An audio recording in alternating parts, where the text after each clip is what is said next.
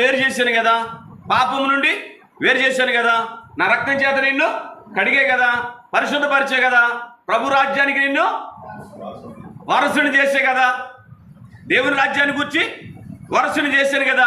ఇప్పుడు ఈ పని ఏంటి? మనం చేయాల్సిందేంటి? ఇప్పుడు మనం కూడా చేయాల్సిందేంటి?